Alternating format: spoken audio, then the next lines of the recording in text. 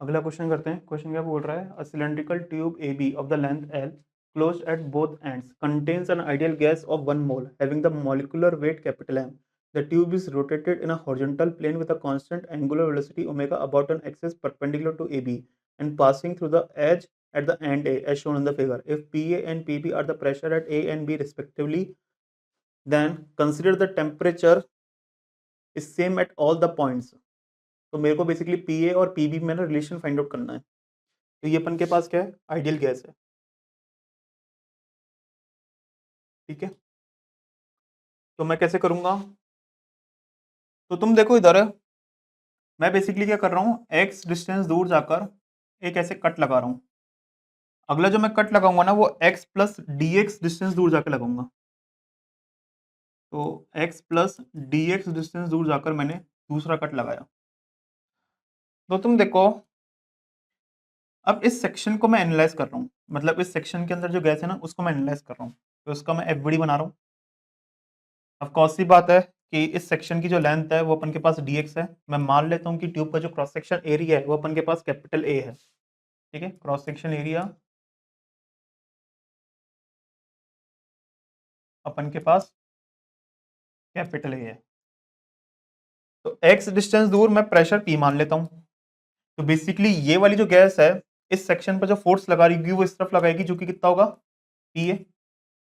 सही है, और ये वाली जो गैस है इस सेक्शन पर जो फोर्स लगेगी वो इस तरफ लगाएगी। तो अगर मैंने x डिस्टेंस दूर प्रेशर P माना है तो x plus D x distance दूर में प्रेशर कितना मानूंगा, P प्लस डी। तो कितना फोर्स लगाऊंगा मैं, P plus D P into है। अब मुझे पता है कि जो मेरा नेट फोर्स है जो कि मेरे इस तरफ आएगा, जो कि किसके बराबर आएगा, डीपी इंटू ए के बराबर आएगा। और ये फोर्स किस लिए रिस्पॉन्सिबल होगा, सेंट्रीपिटल फोर्स प्रोवाइड करने के लिए, जो कि किसके बराबर होगा, इस सेक्शन के अंदर जो आइडियल गैस है ना उसका मास, जो कि कितना होगा अपने पास। तो उसको मैं लिख सकता हूं। तो मैं मान लेता हूं कि यहाँ की जो डेंसिटी कितनी है, रो है। मतलब जो रो है ना वो मेरा वेरी करते जा रहा है, लेकिन इस छोटे से सेक्शन में तो मैं रो को ऑलमोस्ट यूनिफॉर्म मान सकता हूँ ना। तो इसलिए मैं इस सेक्शन का जो मास है वो क्या लिखूंगा, रो ए डी एक्स। ये तो मास हो गया, और ओमेगा स्क्वायर एक्स क्या हो गया अपने पास, सेंट्रीपिटल एक्सलेशन हो गया। तो ये अपने पास सेंट्रीपिटल फोर्स है। तो ए से ए निपट गया है, तो डीपी का वैल्यू क्या है अपने पास, rho omega square X D X. Integrate integrate. अब दिक्कत ये हो रही है कि यहाँ पर जो रो है ना वो मेरा बेसिकली हर जगह सेम नहीं है, वो चेंज होता जा रहा है। ठीक है, ये मैं कैसे पता लगा रहा हूँ, देखो ये आइडियल गैस है तो basically P M is equal to rho R T को तो ये सेटिस्फाई करेगा।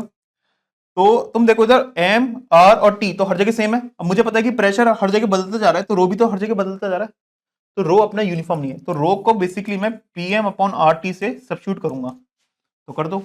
तो बेसिकली फिर अपन लिखेंगे integration of D P by P is equal to integration of M omega square X D X upon R T, ऐसे कुछ लिखेंगे। तो एक्स जब मेरा 0 होगा तो प्रेशर कितना है मेरा, ये के बराबर है।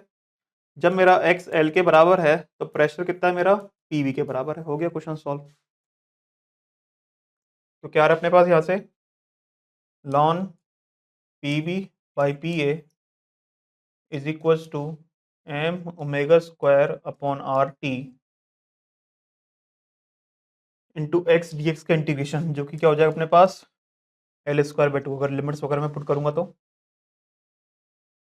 सही करा है ना, हाँ सही तो करा है।